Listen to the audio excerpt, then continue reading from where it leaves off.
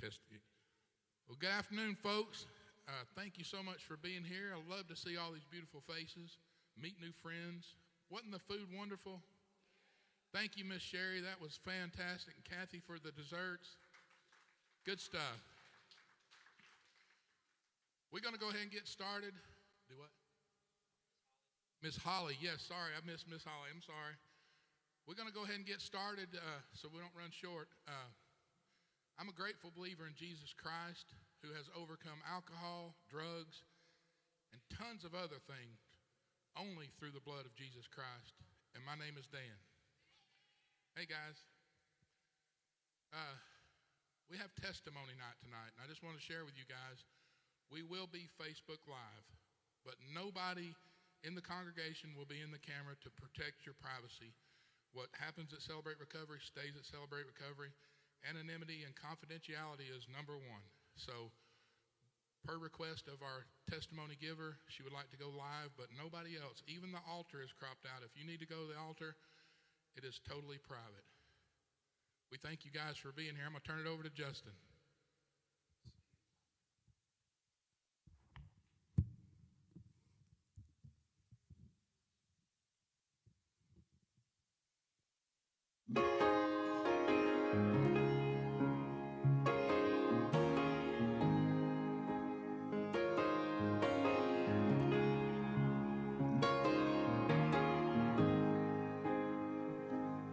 I've had $1 to my name.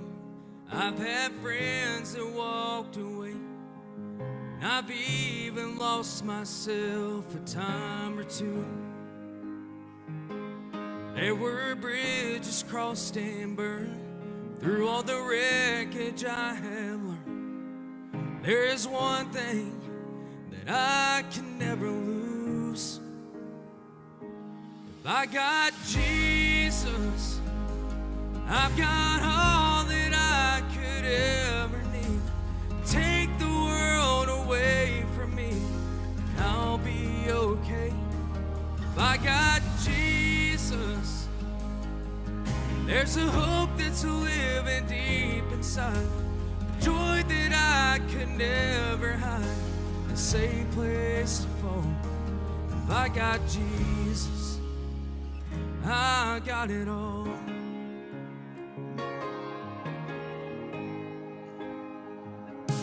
I've seen weakness turn to strength. I've seen failures met with grace. And it's not from what I've done, it's Christ in me. A miracle I can't explain. Oh, He's given me His name. I'm the richest man that I could ever be.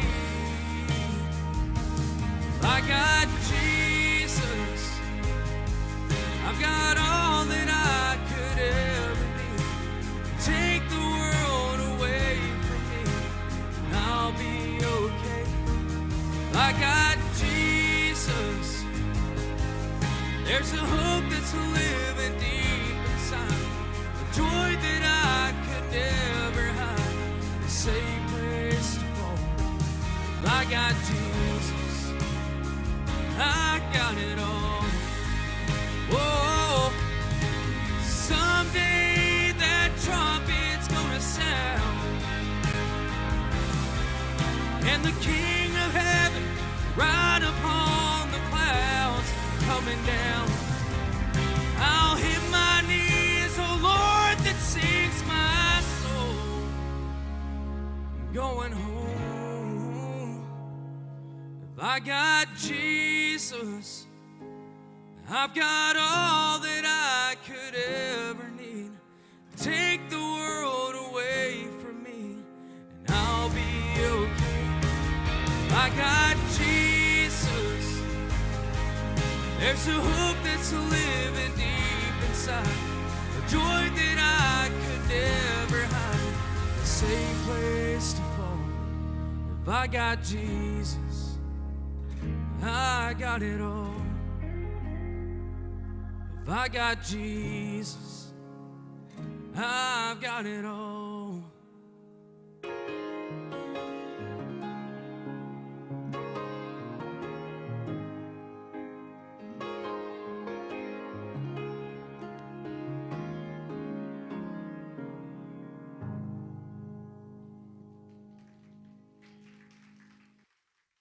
So we switched it up a little bit tonight. We played last night at a church, Trinity Tabernacle, and there's a boy in our area that's been diagnosed with brain cancer. And he's had it once before, and he beat it, but it's come back 5 years later. So we were there playing, and you know, I hate speaking. I don't like speaking. I didn't speak last night. Nick Jones was there, and anybody that knows Nick knows that he is a great speaker. He's good at public speaking. So, but that was probably one of the hardest events that I've ever had to do music for, because, and I told Nick this, I was like, he had the flu all week, and I was getting worried that he wasn't gonna be able to go, but I was thinking to myself, I was like, I don't even have the words for this. My mother had brain cancer and ultimately passed away from it when me and my brother were very young. And so that resonated with me as well. And, you know, all we can do in life is hand our problems over to Jesus. You know, and the preacher there last night said something that really stood out to me. And I wasn't so sure how the family would respond to it, but it was, to me, it really resonated, and I think it was a good thing that he said. He said, you know, what's going on with this boy is obviously worst case scenario. But if that brought one person here that wouldn't be here otherwise to get saved, then there's a reason behind it. And we may not always see the reason behind what is going on in our lives or what's going on in the world, but God does. God knows the reason, and he knows the plan, and we just sometimes have to trust that.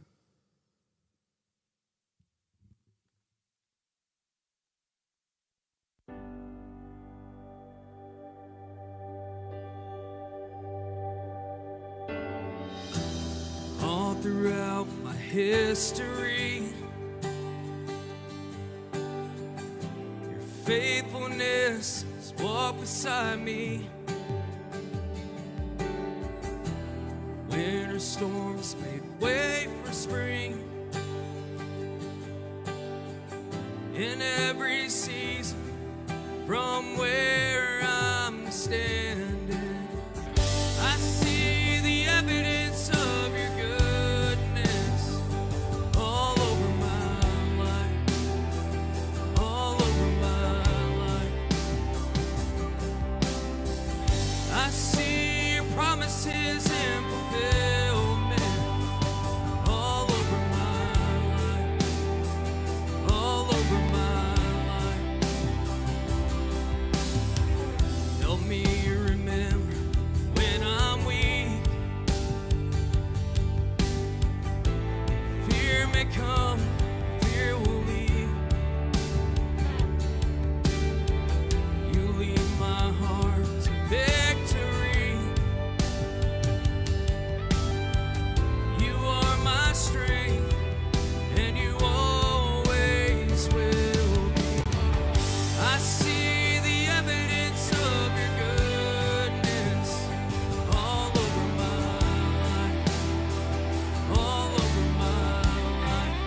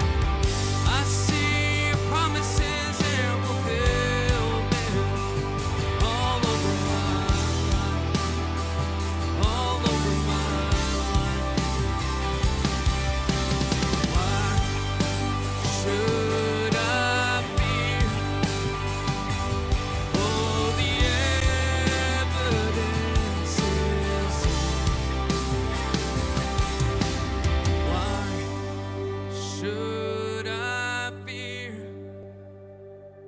All the evidence. Amen. Y'all give him a hand.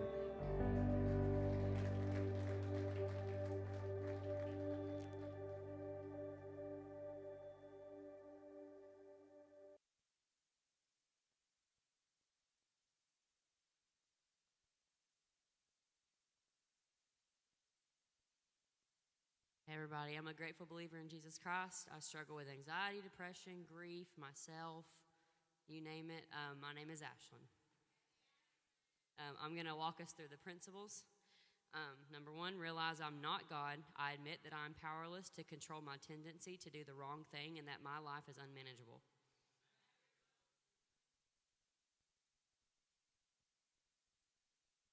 Number two, earnestly believe that God exists, that I matter to him, and that he has the power to help me recover.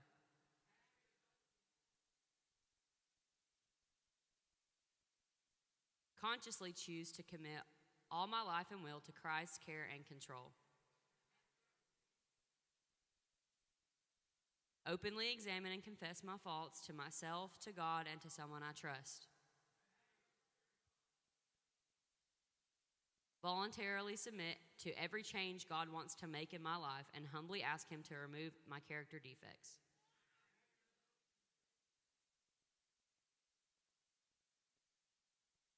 Evaluate all my relationships, offer forgiveness to those who have hurt me, and make amends for harm I've done to others, except when to do so would harm them or others.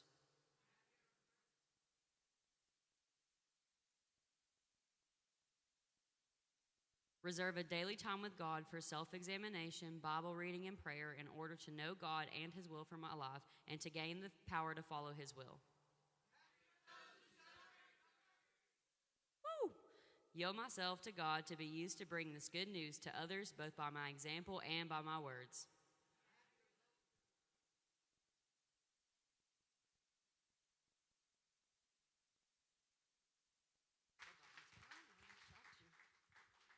Hey, y'all.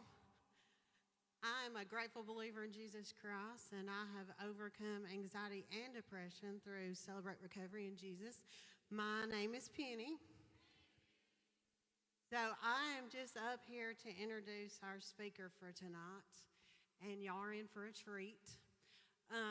She doesn't like to brag on herself, so I'm up here to brag on her. We've been going to church together for about 18 years. She's loyal. She's committed. She'll do whatever it takes. You know, she was speaking tonight, last minute speaking tonight. By the way, I didn't ask her till yesterday because she's been out of town for training, and she has a really important job, and you can't know it. You can't figure that out by how she serves, because she's real quick to do whatever. She made that goat cheese tonight, and it was fabulous, and dessert. So anyway, she's precious to us. We're so fortunate to have her in our forever family.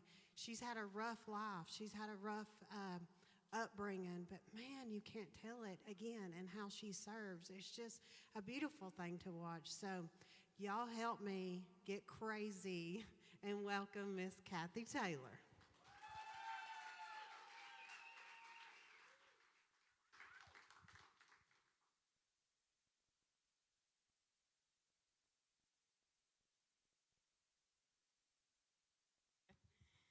Hey, y'all.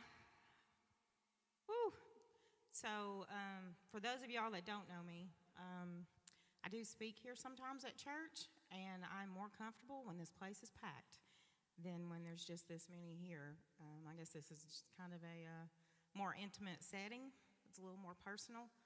But then we were talking about Facebook Live, and you know, there is confidentiality here, so, you know, we make sure that you guys aren't seen. But I was asked about if I was okay with going live on Facebook with anything that I wanted to say here. And, of course, the first thing I said was, sure, there's nothing I'm saying in here that I haven't already said. Most of it from right here. And it wasn't even planned, but that's the way God moves. And Then somebody just reminded me that someone's salvation is more important than your comfort zone. And so that is so true. And I'm not going to be ashamed of anything I have been through, and I should not be ashamed to speak about what God's done for me. So we are Facebook Live on this. So it is a little personal. I'm a grateful believer in Jesus Christ. I struggle with myself. I struggle with trust, self-worth, like Penny talked about, anxiety, worry, fear, being in control, forgiveness, and a whole bunch of other things. And my name is Kathy. So I grew up in a dysfunctional family. Does anybody know what that is? Anybody? I think everyone has a bit of dysfunction in their family. It's just some levels are deeper than others. I had a violent, traumatic childhood. My parents fought all the time. My father was a violent alcoholic. And there were a lot of violent incidents that I can remember. My earliest memory was probably right before kindergarten. You kind of get flashes of things throughout your life, and I'm not quite sure what age those were, but this is my earliest memory. It was a bright, sunny day, and I remember my small hands, hitting the warm glass of the back window of a car trying to get out. As I watched my aunt chasing the car down the driveway after me. And I saw this big, huge collie laddie that was her dog, but he was my protector. And that's who I went to and would hide with to keep, from getting in trouble or to keep anybody from getting to me. And I was trying to climb out that back window because my parents were taking us to live in Arkansas. And I hated them for it because my aunt's place was my safe place. That's where I always ended up. We were moving to West Memphis, Arkansas, and life as I knew it then was changing, and I was afraid that I'd never see that place again, see my aunt's place. And I don't remember how long we lived in Arkansas, but things were pretty bad. My father drank heavily and beat my mother all the time. And I remember finding a small pocket knife that I kept for me. And remember, this was before kindergarten, right before kindergarten. And I carried that with me all the time because I thought I needed to protect myself. And then I got caught because I took it to school with me and I got kicked out of kindergarten. So I didn't have it anymore. Eventually, my father left, and he sold everything in the house, including all of our furniture, took the money, and left us there. We were there in an empty house. And my aunt and uncle came to the rescue like they always did, took us back to their house. And I don't remember how much time had passed, but it wasn't long before my parents were back together and, of course, fighting. It was the same thing, the same cycle. And this went on for many years. I remember my mother was driving us late one night in Flintstone when my father ran us off the road. He had been following us. I was asleep in the back seat, and I remember waking up as the car was flipping upside down, and we landed on the top right beside railroad tracks. If you come off of Nickajack there, and there's some apartments there, and there's railroad tracks, and there's an embankment, and that was before the apartments were there, and we were down that embankment. And the vehicle landed on its top, and I could see gas pouring out of the side of it, and we were having to crawl out that back window. And for years, I was afraid to go to sleep in a car because I was terrified of what might happen while I was asleep. And I remember being in the first grade and waking up to him screaming for me to come into the living room because he had my mother held down on the floor with a knife to her throat, one to her chest, and said he was going to kill her right there in front of me and wanted me to watch. Another time, he lined us up on the couch and poured kerosene all over the house. and said he would set us on fire if he saw us breathing. And as they struggled and fought, I hit him in the head with a wine bottle and ran to the neighbor's house and called my aunt. And she came to the rescue again.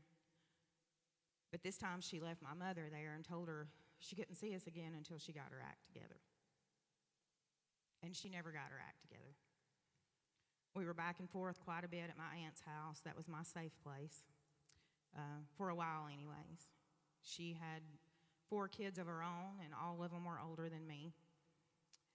By this time, I was 6 or 7 years old, and her son molested me. I was scared to say anything because I didn't want to make her mad, because then where would I go? I didn't even know if she would believe me. And I carried that shame for many, many years. And this caused me to withdraw from everybody, especially at school. And I got picked on for being smaller than everyone else. Y'all know I'm kind of height challenged here. And I had bright carrot top red hair and freckles, and that was a little more rare then than it is now. And so I wasn't accepted, and I was bullied quite a bit. My mother finally separated from my father for the last time when I was in the 6th grade. But she then started having one man after another moving in with her, and that's when I noticed the drugs for the first time.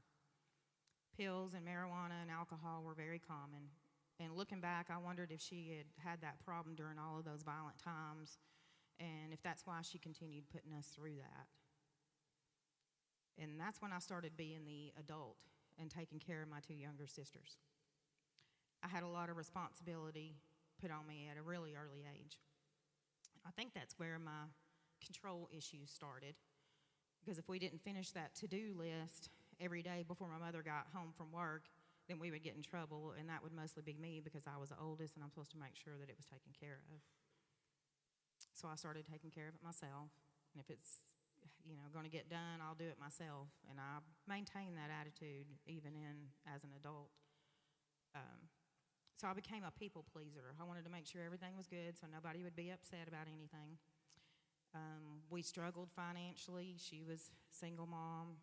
I remember one time we only had potatoes to eat in the house. And makes me think of Forrest Gump, where he names every way you can cook shrimp. Well, this is that's the way we did potatoes. Anyway, you can imagine it was just straight potatoes. We moved a lot due to not being able to pay rent, and then we'd get kicked out and move again.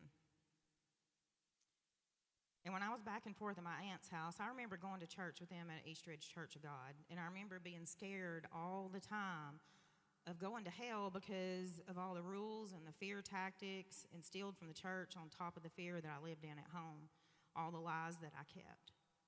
I was afraid that if everybody didn't know all those things, you think when you're saved that everybody's supposed to know everything, and keeping secrets to me then was, I was lying about everything. I was lying about my life.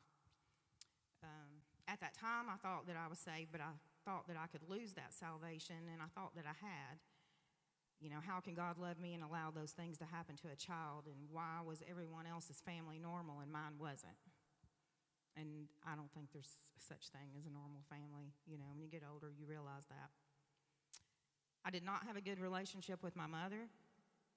She was not affectionate, not encouraging, and did not mother us at all that I can ever remember. I hated her for the neglect and for my childhood being stolen from me in more ways than one.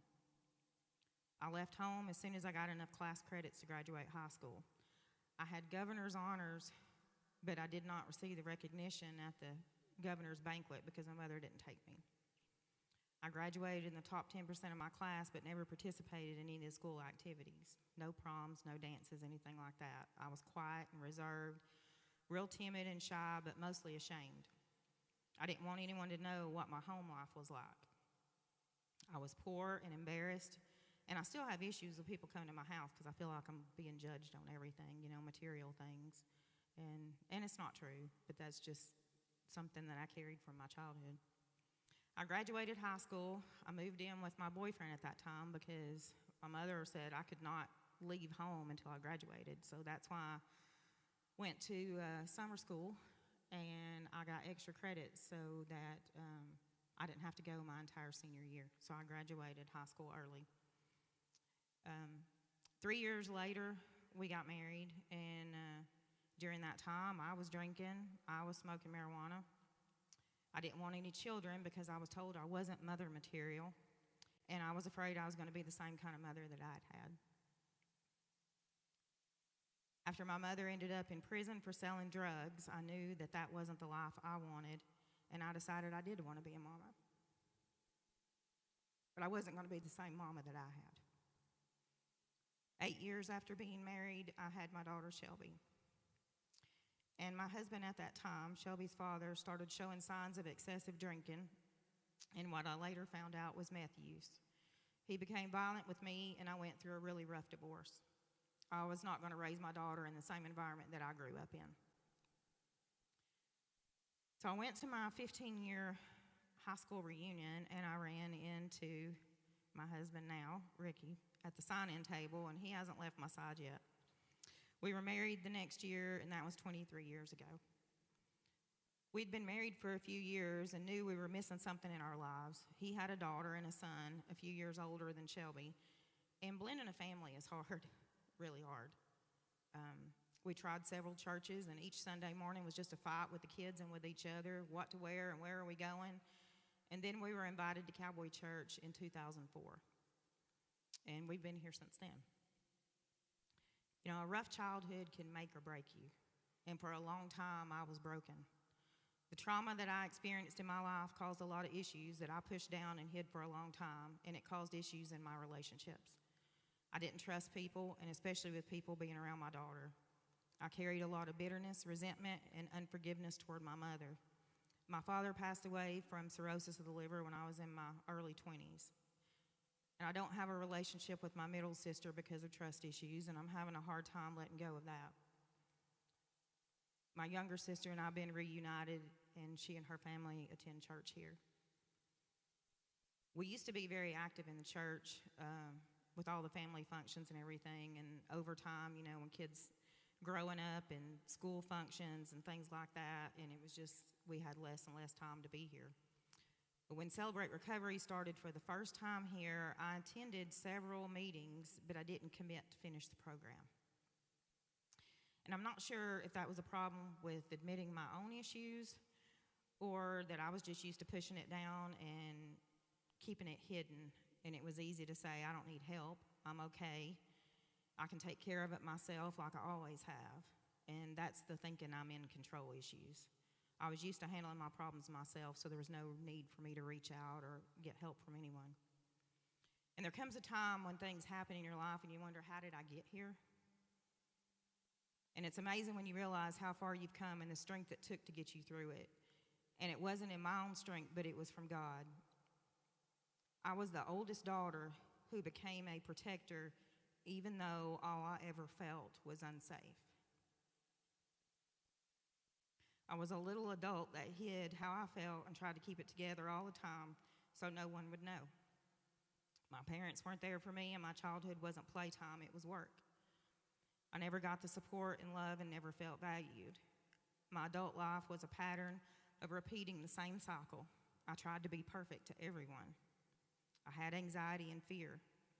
And sometimes I still feel like that little girl that thinks it's my responsibility to fix everything and please everybody. But God took a little scared, shy, timid girl that was bullied and picked on, and he put her on a stage in front of a whole congregation many times, and she poured her heart out about what he had done for her. Even when she didn't really know him or his power, he had worked in her life many years ago. She carried shame and embarrassment through her life. She was physically, emotionally, and mentally abused and used drugs. And she didn't trust men.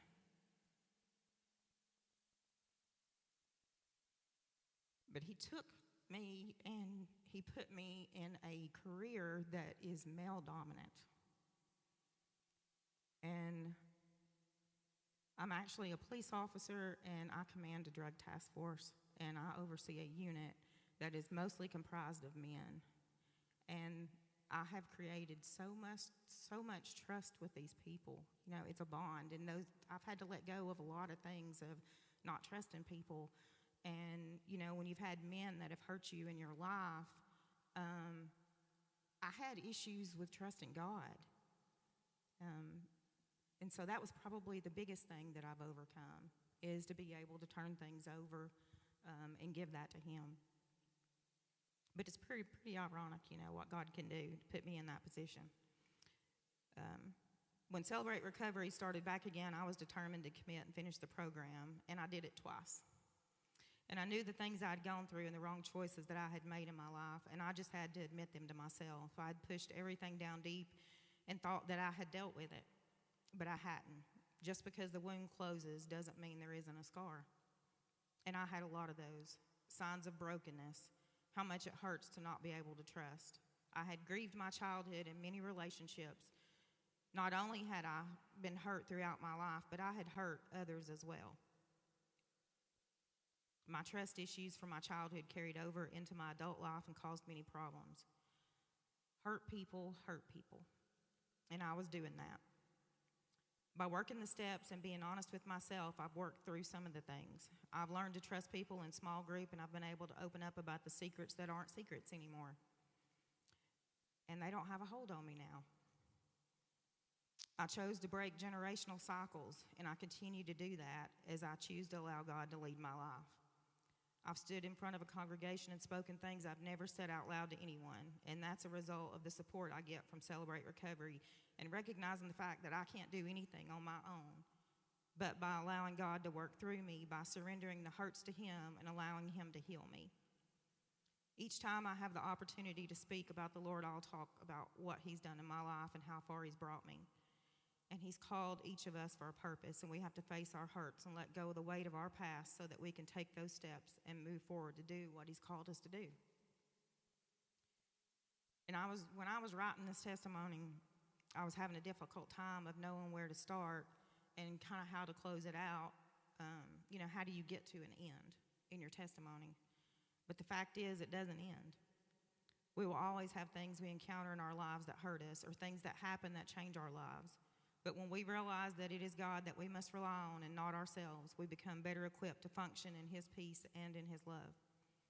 Trust in the Lord with all your heart and lean not on your own understanding. In all your ways acknowledge Him, and He will make your path straight. It's Proverbs 3, 5, and 6. We can't be reliant on our own strength and knowledge. We must trust Him to heal us and guide us. And when I was writing this, it was almost as if I was talking about somebody else. Who is this person I'm talking about? It's like she's a person of the past, someone I hardly know. And this is what happens when you allow God to work through you. I don't always react to negative things the same way I used to. That doesn't mean I don't always act correctly. But there's been a great improvement to mend my mind and my heart and recognize that God is in control, not me. And this is what happens when you let go and grow through what you go through.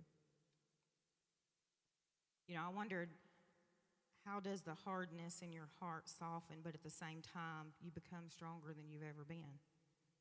And that's only through Him. So if you've got Jesus, that's the first step you need to start a new beginning. If you haven't given your heart to Him, that can change right now. God has a plan for you. He will qualify you to live the life He's planned. It's not about your own strength or qualifications, but about surrendering to God and allowing Him to transform you from the inside out. He's not waiting for you to be good enough. He is with you in the process, making you whole. You may feel unworthy, incapable, or far from the person God wants you to be, but remember, He doesn't wait for us to be perfect. He calls us as we are, and through His strength, grace, and healing, He'll equip us for His calling. And I'm a different person now, and I'm a grateful and thankful believer in trust in the process of Celebrate Recovery, and a thankful, grateful believer of Jesus Christ. And if you remember anything tonight, anything that I've said, just remember that your story of how you overcame inspires others to believe. Thank you.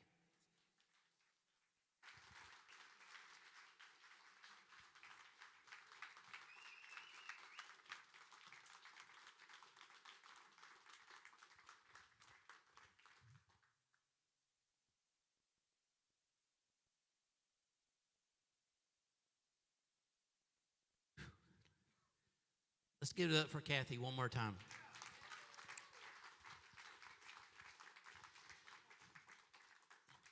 You know, that what she just said, you know, we give our life to God. You know, it's not a dramatic change. It's day by day. It's little things here and there that we have to start going through to be able to get the way he wants us to be. It's not overnight. You're not going to see a dramatic change overnight, and that's okay. You know, just tell him, say, God, I want you to come into my heart. And he's going to come into your heart, and then he's going to start working on you a little bit at a time. And you know when it ends, when all of this ends, it's the day we get to see him face to face. That's when it all ends. There's going to be trials. There's going to be persecutions that come up against us. We deal with it all the time. There's going to be darts flying at you from the evil one. But it don't end until we go see him. So we're going to do something a little different. In this basket are blue chips.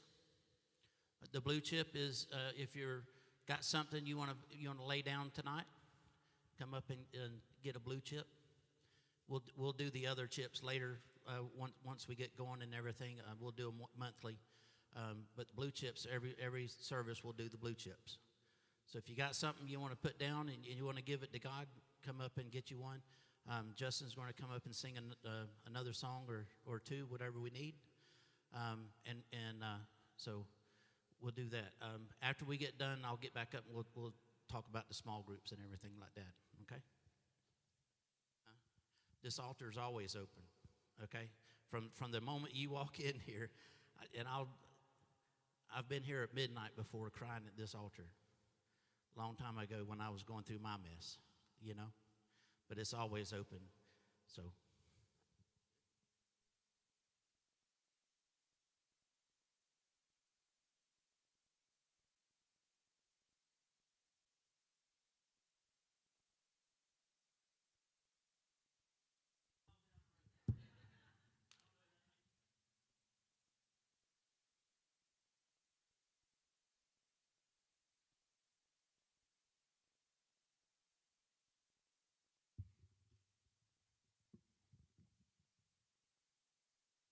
I think we have a track for this too. Yeah,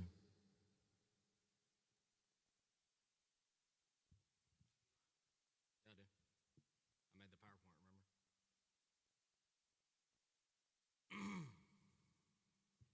remember? We have the PowerPoint and the track and all that. Just give us a second.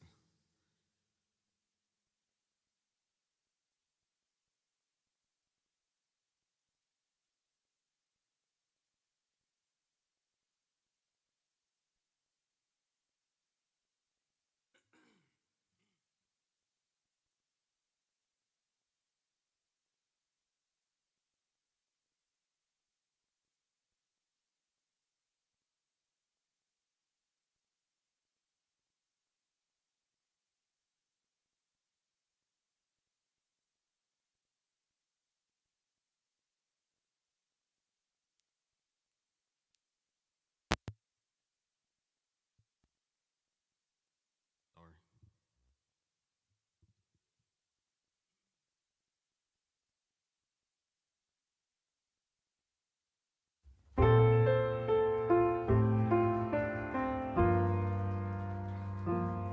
I ain't one-eyed, my stupid and my stubborn.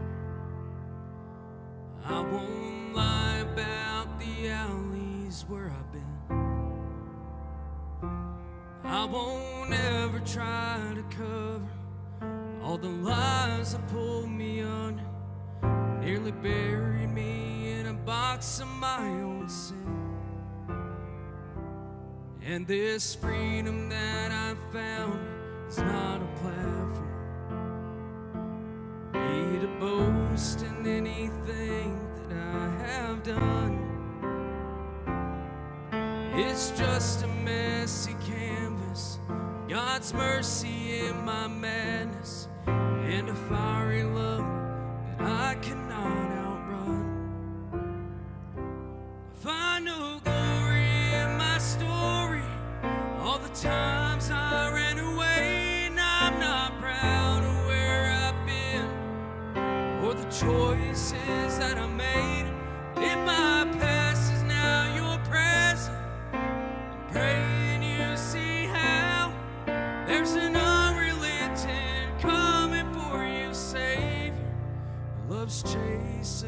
rebels down.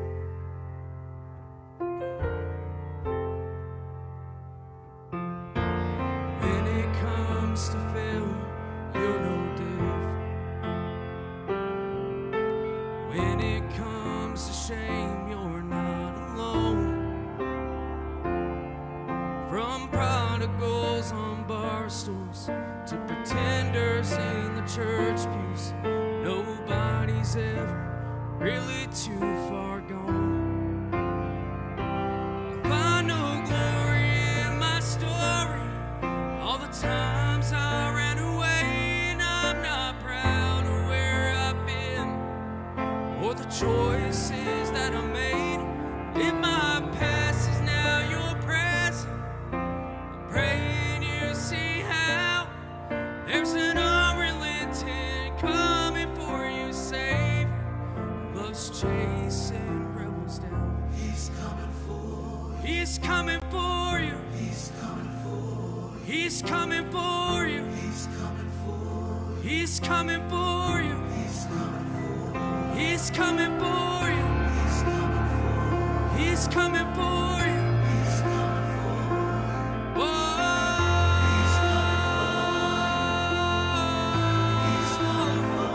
Hell couldn't stop him. Darkness couldn't hide him. He's coming for you. He is for you. I know glory in my story, all the times I ran away, and I'm not proud of where I've been or the choices that I made. If my past is now your present, praying you see how there's an unrelenting coming for you, Savior. There's an unrelenting coming for you, Savior, who loves chasing rebels down.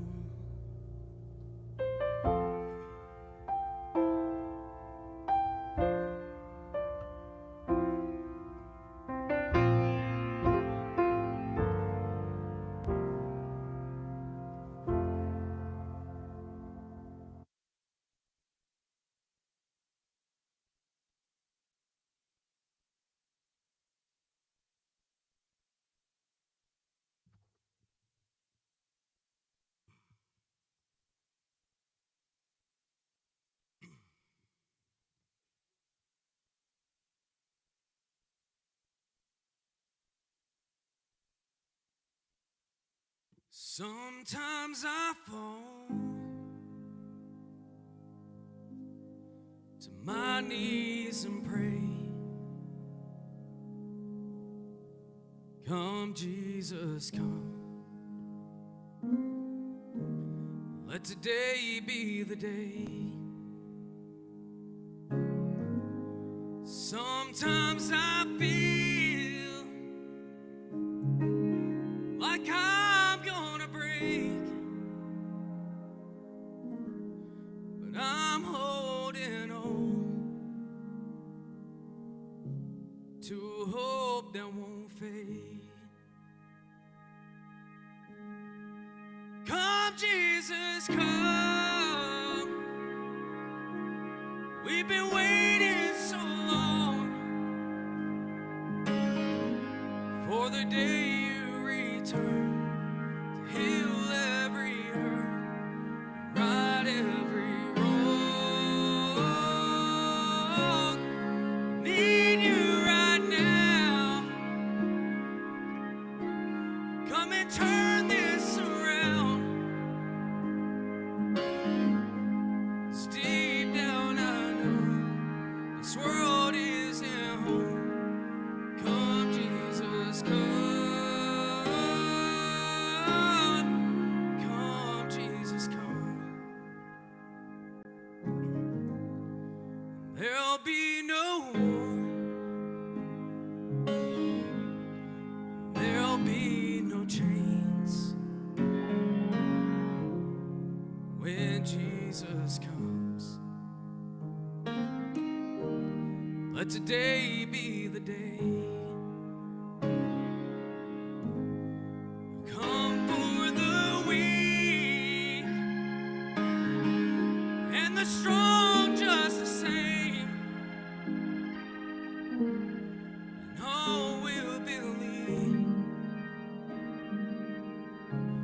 in the power of his name. Come, Jesus, come. We've been waiting so long for the day you return to heal every hurt, right every wrong. Need you right now. Come and turn this around. 'Cause deep down I know this world isn't home. Come, Jesus, come. Come, Jesus, come.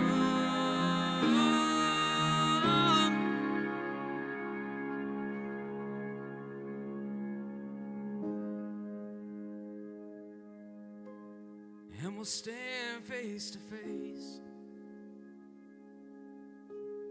Come and lay it all down. It might be today. The time is right now. And there's no need to wait. Your past will be washed by rivers of grace. Come, Jesus, come. We've been waiting so long for the day you return. Heal every hurt, right every wrong. Need you right now. Come and turn this around. 'Cause deep down I know this world isn't home. Come, Jesus, come. Come, Jesus, come. Come, Jesus, come.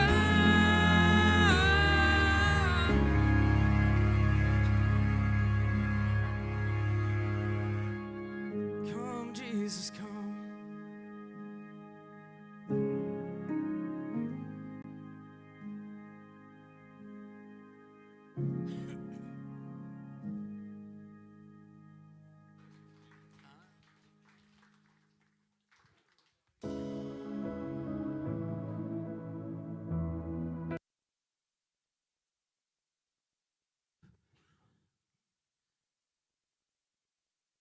Okay, we'll do the serenity prayer in just a second. So the guys are going to stay in here.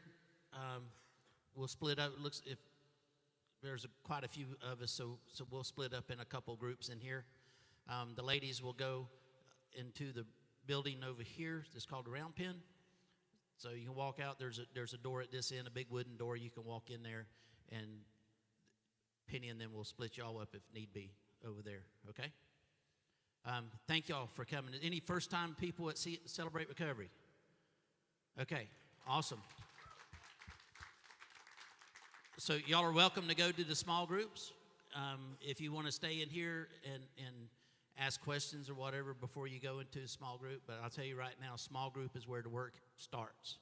That's where the good stuff is, okay? So don't be bashful. Step right in. The lessons, we did our first lesson, which is denial last week, so we're right at the beginning of this go-round, if you want to call it that. Just jump in. We're all here. We've been through stuff. Every one of us have, and I tell people all the time, in this room right here, there's probably nothing that you've been through that is not somebody else has been through. We've been doing this for 9 years, and every year it is the same thing, that there's people got the same stuff that you go through, and we're here to help you get through it, because we've been through it, okay? So we'll do the serenity prayer. They're going to get mad at me if I read it, aren't they? They say I don't know it, but I do know it. So Okay, y'all ready? God, grant me the serenity to accept the things I cannot change, the courage to change the things I can, and the wisdom to know the difference. And one day at a time, enjoying one moment at a time, accepting hardship as a pathway to peace, taking as Jesus did this sinful world as it is, not as I would have it, trusting that you will make all things right if I surrender to your will, so that I may be reasonably happy in this life and supremely happy with you forever.